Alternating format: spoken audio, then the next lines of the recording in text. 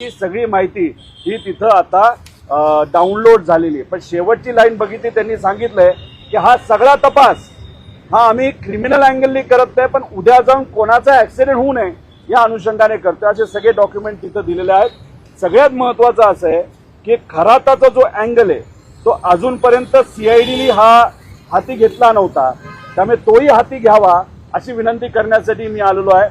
आता याच्यामध्ये एक फोटो तुम्हाला दाखवतो। हा आहे अजितदादांचं काटेवाडीचं घर, ही ती विहीर आहे, त्याच्याजवळ एक कोणाची तरी शेती आहे। त्या शेतीला हे एक बकरी मारून आणि पूजा करून हे 28 तारखेच्या आधीच तिथं टांगली होती। आता फक्त हाडं आणि काही थोड्या प्रमाणात मांस हे तिथं आहे। आम्हाला जी माहिती कळालेली आहे आणि त्याबद्दलचं आम्ही नमूद केलेलं आहे, बारामतीचा एक छोटा कुठला तरी नेता आहे जो खराताच्या सातत्याने संपर्कात होता आणि अजितदादांच्या जे काही पक्षातले प्रमुख जे नेते आहेत जे खराताच्या संपर्कात होते त्या लोकांबरोबर काही आर्थिक संबंध या छोट्या नेत्याचे आहेत। काटेवाडी हे जे घर आहे त्या घराचे जे काही आपल्याला पगार द्यावे लागतात, पेमेंट करावे लागतात, त्याच्यामध्ये हा छोटा नेता कुठेतरी इन्व्हॉल्ड आहे असं आम्हाला कळतंय। आणि ह्या सगळ्या पूजा एक काटेवाडीच्या घराच्या बाहेरची आणि तिथं सहयोग नावाचं घर आहे त्याच्या बाहेरची पूजा या छोट्या नेत्याच्या माध्यमातून केली असं आम्हाला कळतंय।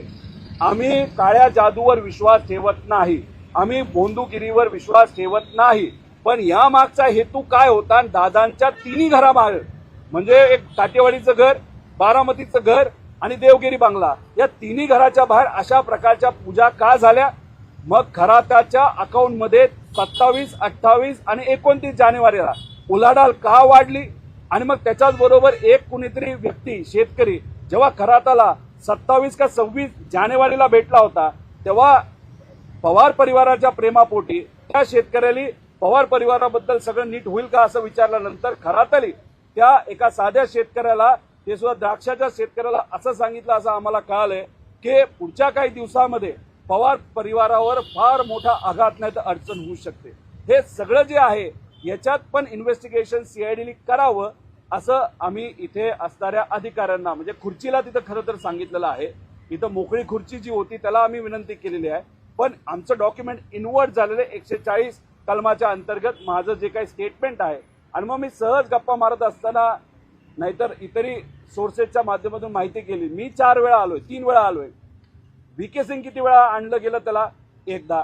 रोहित सिंग किती वेळा आला? एकदा सुद्धा आला नाही। मग सीआयडी खरंच काय करते याचा खऱ्या अर्थाने अभ्यास करण्याची त्या ठिकाणी जरूरत आहे असं मला तरी वाटतं।